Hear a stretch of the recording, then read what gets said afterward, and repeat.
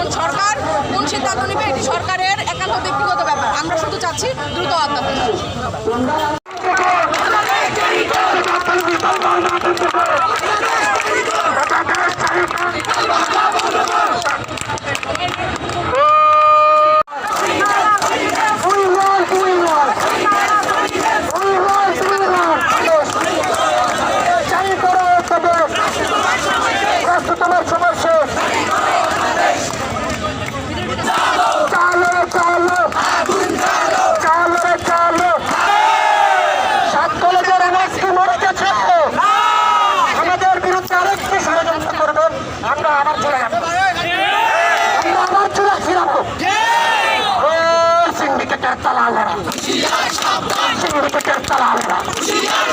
সিন্ডিকেটের তালা